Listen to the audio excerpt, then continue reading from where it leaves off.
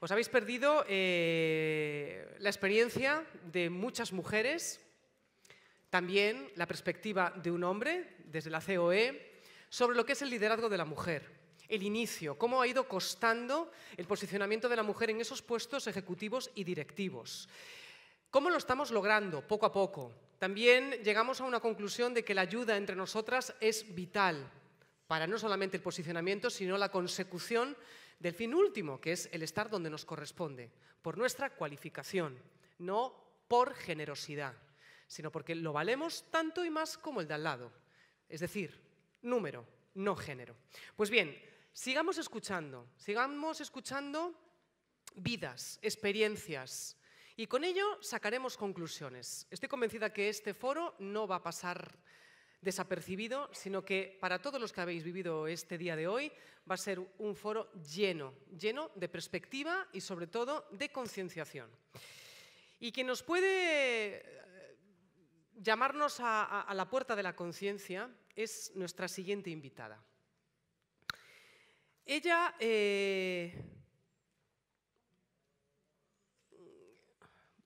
bueno, van a descubrirlo. Es que iba a decir algo y digo, prefiero que no. Gracias a su trabajo en Naciones Unidas sobre los derechos de personas con discapacidad, fue galardonada con la condecoración de la Orden de Isabel la Católica, otorgada por don Juan Carlos I. Es ciega de nacimiento. Cursó sus primeros estudios en un colegio de la ONCE de Sevilla y en el Liceo Sant-Hubert de Bruselas. Simultaneó sus estudios universitarios de Ciencias de la Educación y Psicología en la Universidad de Sevilla. En el año 2000 fue consejera general de la Organización Nacional de Ciegos Españoles y comenzó su participación en el Comité Español de Representantes de Personas con Discapacidad de España.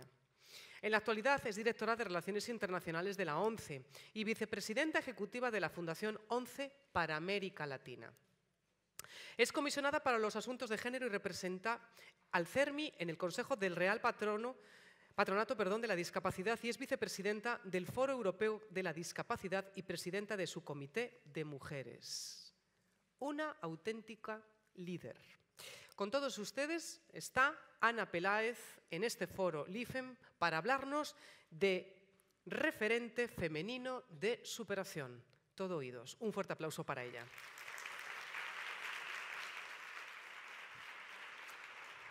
Ana, un beso muy fuerte. Encantada.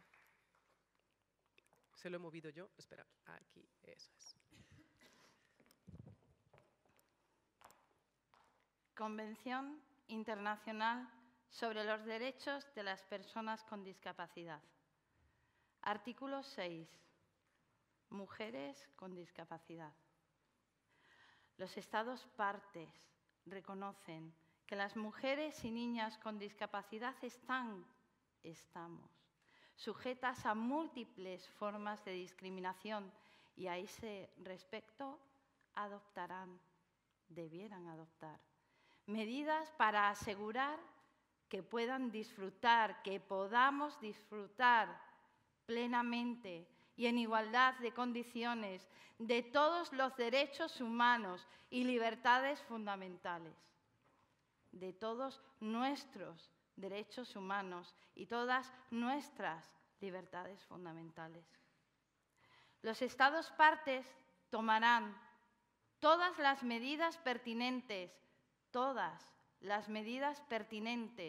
para asegurar el pleno desarrollo, el pleno adelanto y la plena potenciación de las mujeres con discapacidad, con el propósito de garantizarle el ejercicio y goce de todos los derechos humanos y libertades fundamentales establecidos en esta Convención. Según ONU Mujeres, 1 de cada 5 mujeres es una mujer que tiene o que tendrá una discapacidad en algún momento de su vida. Eso significa una población que supera con creces los 600 millones de mujeres y niñas con discapacidad en todo el mundo. 2,5 millones en España, casi 50 en la Unión Europea. ¿Dónde estamos? ¿Quién se acuerda de nosotras? ¿Quién nos protege? ¿Quién garantiza nuestros derechos humanos y libertades fundamentales? No me siento líder. Me siento privilegiada, llevando la voz de esas mujeres invisibles, de esas niñas sometidas al olvido y al abandono. Ese es mi compromiso. Nací ciega, claro. Hay quien dirá, más fácil defenderlo si te sientes parte del objeto de tu defensa. Seguramente será así. He vivido muchos años, tengo 51, muchos. Y he pasado por muchos momentos muy diferentes de mi vida. Creo que los primeros momentos de mi vida los categorizaría dentro del título I can. Yo puedo. Yo puedo seguir adelante sin madre. Yo puedo estudiar en escuelas ordinarias, sin libros. Yo puedo estudiar 2 carreras, yo puedo hacer un doctorado, yo puedo conseguir un trabajo, yo puedo. Y pude. Pude gracias al apoyo de mucha gente que me acompañó en ese camino, hombres y mujeres, instituciones como la mía, la ONCE, pero también otra gente que no tenía ninguna relación conmigo, que a lo mejor se acercó a mí por azar, porque la vida es así, y a veces nos coloca al lado de gente que al final termina comprometiéndose con tu causa. Esa fue mi primera fase, que yo situaría hasta los primeros 25 años quizás de mi vida. Yo puedo. Y trataba de convencer a los demás y a las demás, tú también puedes. Podemos, seguro que podemos. Y buscábamos sinergias para salir adelante. Porque, miren, la discriminación existe. Yo la percibo todavía hoy. Existe. La segunda fase de mi vida estuvo marcada especialmente con un lema que después ya se ha unido a mí como si fuera mi piel. Nada para nosotras sin nosotras. En inglés no tiene sexo. Nothing about us without us. Lo aprendí la primera vez que acudí a la ONU.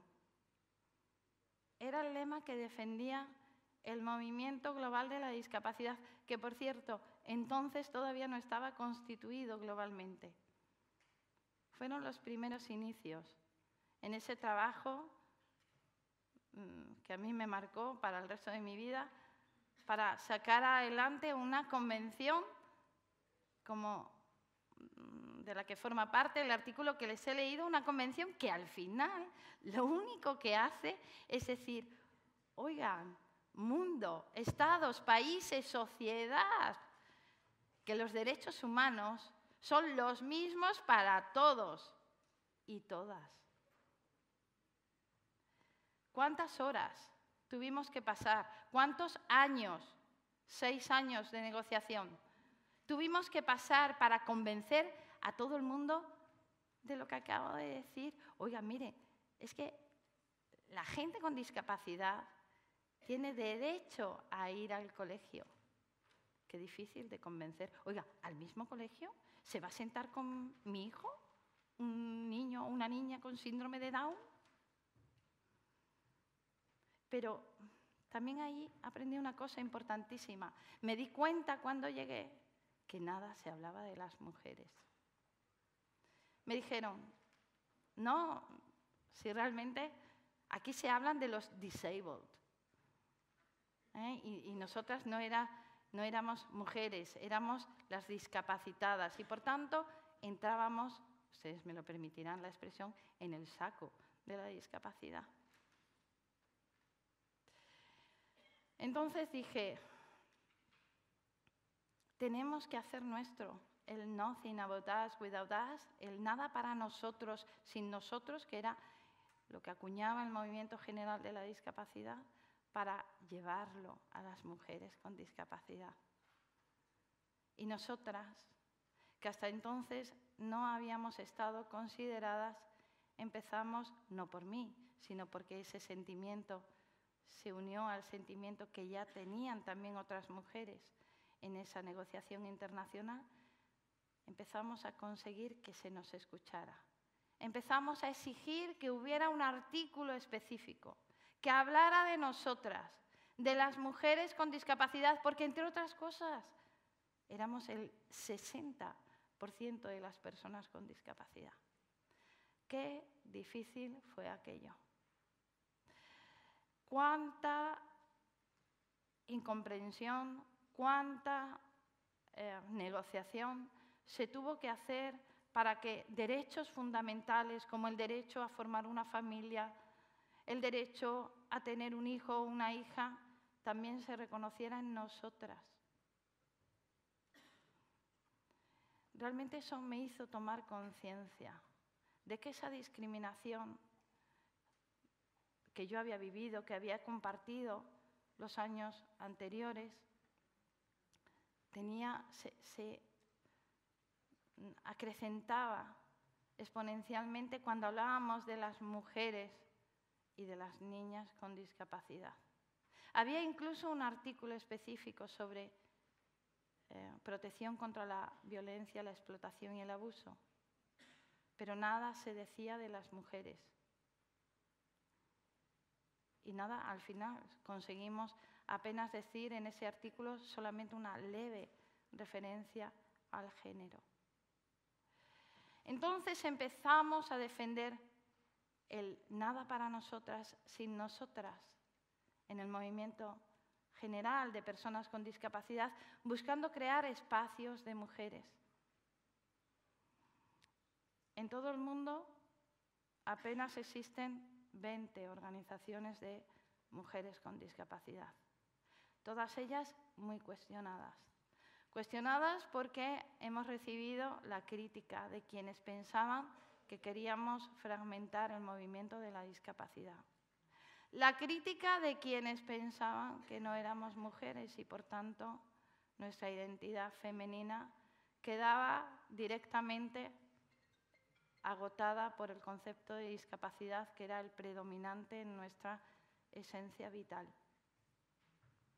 Hoy seguimos trabajando y exigiendo el nada para nosotras sin nosotras con la construcción de ese movimiento que se precisa, que es necesario, que es vital para que nuestras voces también se puedan escuchar.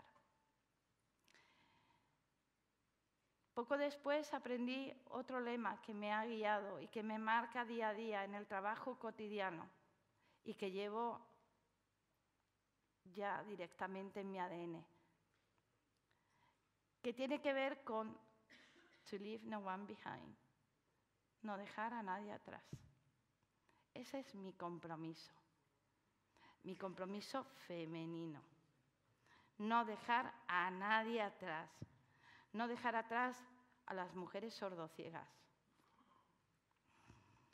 No dejar atrás a las mujeres con discapacidad intelectual, las mujeres sordas, las mujeres con enfermedad mental, las mujeres con discapacidades físicas, las mujeres con discapacidades orgánicas, las mujeres con discapacidades visuales, las mujeres con todas las discapacidades, porque son las más pobres, las que no acceden a nada, las que tienen vulnerados de forma sistemática todos sus derechos humanos y libertades fundamentales.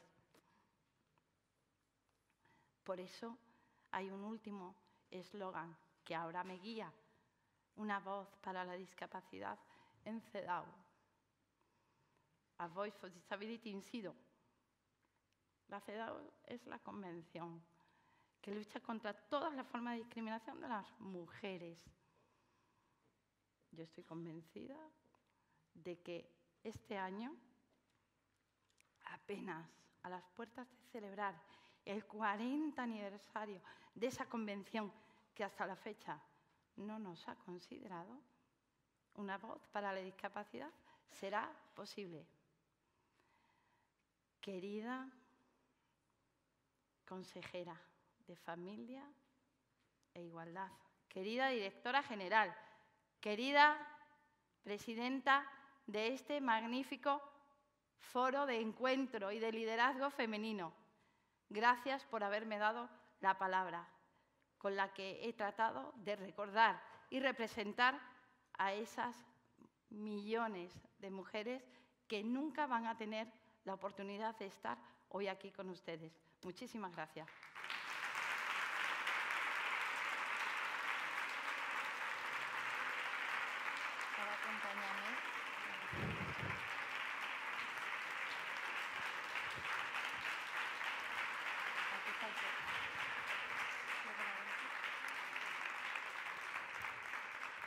Bueno, para los que no estuvieron esta mañana, pues escucharla a ella dirán, uff, ¿cómo comenzamos, no? Este foro. La verdad es que yo creo que esto va cada vez creciendo, Ana.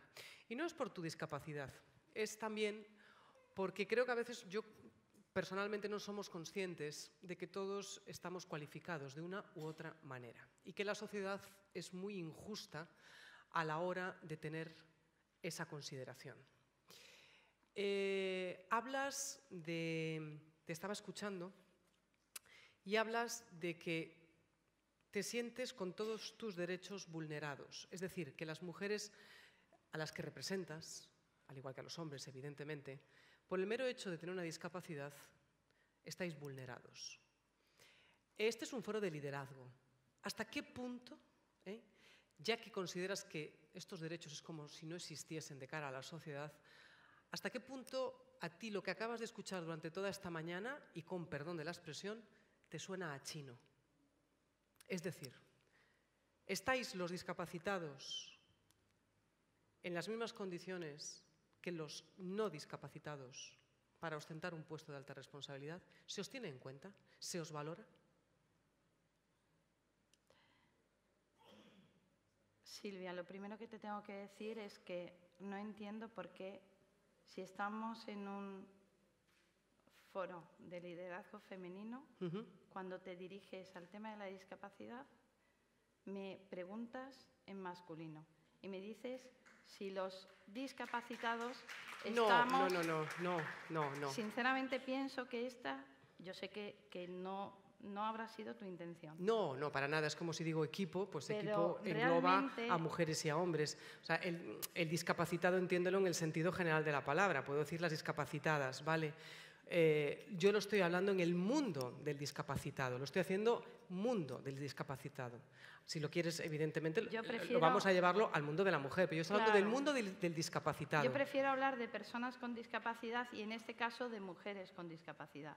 Y sí que pienso que hay una vulneración sistemática, estructural, de años, de siglos de historia, que tiene que ver con esa vulneración de derechos constantes, especialmente derechos que forman parte de la propia identidad femenina y que suponen una discriminación flagrante.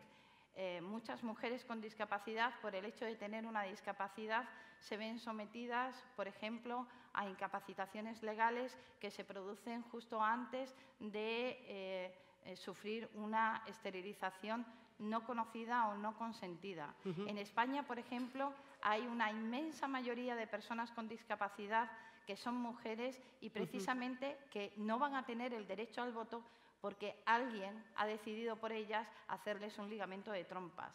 Esto me parece inaudito y por eso, aunque yo no sea directamente una persona, una mujer en este caso, que ha pasado por las mismas condiciones, me hago totalmente eco de esas vulneraciones sistemáticas de derecho. Me hago eco de que simplemente no se puede entender que una población femenina que supera los 600 millones de mujeres en todo el mundo solamente tengan 20 organizaciones. ¿Cuántas organizaciones hay simplemente hoy aquí en Murcia de mujeres en general? ¿Eso acaso no es discriminación? ¿Acaso no es la negación de darle la palabra a mujeres que tienen todas las condiciones en igualdad de ser consideradas como mujeres, pero nuevamente no se nos habla en femenino, sino que se nos apela continuamente a nuestra discapacidad?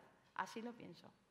No, por eso preguntaba si todo lo que se estaba hablando realmente tú ahí te veías identificada, porque claro, después de haberte escuchado, pues a mí me genera esa sensación de decir, pues es que de verdad yo no me siento identificada con nada de lo que están diciendo. Me veo cualificada, me veo capacitada, como dices, estudio una carrera, estoy súper preparada y por eso era mi pregunta, ¿no? En el sentido de qué nos hace falta en la sociedad para que vosotras lleguéis al lugar donde tenéis que llegar. Yo creo que aceptar la diversidad como parte, la discapacidad, perdón, como parte de la diversidad humana. Creo que es algo que todavía no nos lo creemos. Como también pienso, Silvia, que según mi experiencia, trabajando en muchos foros y en muchos ámbitos, creo que hay como se dijera, una posición oficial. Hay una posición oficial sobre la discapacidad del mismo modo que hay una posición oficial sobre la igualdad. Y entonces actuamos muchas veces porque esas posiciones, estamos forzados a tener esas posiciones en nuestras organizaciones, en nuestras empresas, en nuestros gobiernos, pero que rascas un poco y te das cuenta de que en esos entornos en donde muchas veces se trabaja por la discapacidad, en esos entornos donde muchas veces se trabaja por la igualdad, simplemente hay entre muchas comillas, postureo. ¿Qué se necesita para cambiar todo esto? Un liderazgo de gente que verdaderamente se lo crea, que verdaderamente lo viva en primera persona y lo incorpore en su ADN y luche por eso cada día.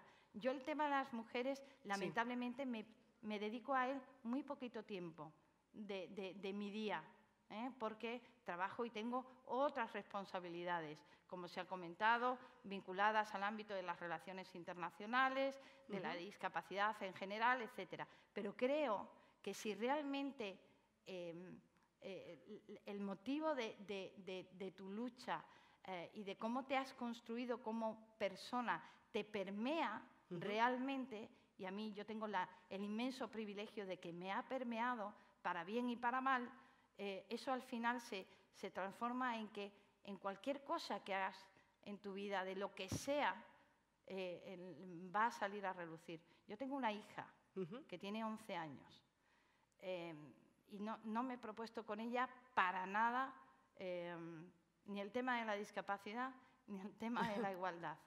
Pero cuando nos sentamos a ver la tele o cuando me lee alguna circular de su colegio con algún tipo de actividad, siempre me hace la valoración: mamá, esto no te va a gustar porque esto no... ¿Cómo son, ¿Cómo entonces son? ya, efectivamente. Sí. Entonces quiero decir, yo me siento sinceramente orgullosa porque digo, si esto lo hago yo con mi hija, claro, y ella misma se permea de estos principios fundamentales, el no dejarse a nadie atrás, el que nada para nosotros sin nosotros, el yo también puedo, y el de que la discapacidad tiene que estar en cualquier sitio, digo yo que eso después, cuando yo hable con unos y otros por ahí, en esos países del mundo, también algo permeará. Eso es lo que siempre deseo. Yo creo que sí, que, bueno, no sé... Yo siempre dije, a mí me encantaría que los niños desde pequeñitos estudiaran todos los lenguajes de signos. Te lo digo de verdad. Yo creo que es algo que no ocupa lugar, que además te hace desenvolverte con todo el mundo y que, oye, que hoy sí, pero mañana no, a lo mejor. Con lo cual, a mí me encantaría que mis hijos lo hubiesen aprendido, te lo digo de verdad. A mí además, también. A mí me encantaría que mi hija aprendiera la lengua de signos, que aprendiera también a hacer lectura labial. Me encantaría que supiera braille. Me encantaría, por ejemplo, que igualmente pudiera hacer el dactilológico. Por cierto, Silvia, ¿sabes que hoy nos acompaña entre nosotros una mujer sordociega? Una discapacidad totalmente olvidada, y yo me gustaría darle un aplauso, pues si claro tú me que lo permites, porque para ella es un esfuerzo grandísimo. Pues claro que sí. Estar aquí y poder seguir lo que estamos comentando tú y yo en este momento. Pues claro que sí. ¿Y cuál es el medio de comunicación? ¿Cuál es el medio de comunicación que utiliza? Ella te lo puede contar, pero si ella me lo permite, lo voy a hacer yo. Sí, por favor, claro. Ahora que tengo el micro, pues entre otras cosas... ¿dónde está? Está allí. A ver. Pues mira, se hace sobre la mano y es un el sistema dactilológico, que consiste en hacer en la palma de la mano, en la persona, los signos de las distintas letras A, B, C, D, E, F. ¿Ves? Pues ¿por qué no lo podemos haber aprendido nosotros de pequeños? Es que de verdad, yo es que es de estas cosas que digo, ¿por qué? Bueno, en fin, me ha gustado mucho, Ana Peláez, de lo que has dicho, de no dejar a nadie atrás. Eso de verdad creo que es de los mensajes que estamos hablando a lo largo de toda esta mañana, que no podemos dejar a nadie atrás, que las mujeres nos tenemos que apoyar unas a otras, y la verdad que deberíamos de empezar por la base, deberíamos de empezar desde los colegios, deberíamos de empezar a tener esa sensibilidad y a ser conscientes, ¿no?, de que son muchos millones de personas, como tú dices, y muchas mujeres, en el caso que hoy abordamos, que es la discapacidad, en este caso tú representando a todo el colectivo de mujeres. ¿Qué sería necesario, para ya rematar, en una educación? ¿Qué sería necesario para que nuestros hijos tuviesen en cuenta de que esa discapacidad tiene que convivir normal y corrientemente entre ellos? ¿Qué sería necesario? ¿Qué medidas tomarías tú? Bueno, pues yo la primera medida que tomaría sería asegurar que todos los niños y niñas, sin excepción, tienen las mismas oportunidades y reciben el mismo trato en las instituciones educativas, y que además las legislaciones, las normas, las políticas educativas toman en consideración la necesidad de hacer ajustes razonables. Oiga, es que aquí no se trata de que todos nos comamos el mismo bocadillo de jamón, porque a lo mejor yo soy alérgico al jamón o alérgica al jamón y no lo puedo tomar. Se trata de realmente asegurar que al final todo el mundo esté gozando de las mismas oportunidades y los mismos beneficios de la educación. Y eso no se consigue, pero no se consigue no solamente por razón de discapacidad. En nuestra sociedad hay muchas causas de diversidad humana: la migración, la orientación sexual, la pobreza, la ruralidad, que unidas todas constituyen realmente factores totalmente excluyentes. Lo que tenemos que entender es que la gran familia humana está integrada por todas esas diversidades humanas, y que solamente gracias a esas diversidades humanas yo creo que podemos ser mejores en el mundo. Pues mira, Ana, a colación de lo que estás diciendo, hay una persona entre el público, y rematamos ya la entrevista, que dice: gracias, Ana Peláez, por ser ejemplo de superación y comprometida con el liderazgo femenino. Me hace cuestionarme dónde están los límites. En muchas ocasiones son mentales. Muchísimas gracias, Ana. Gracias.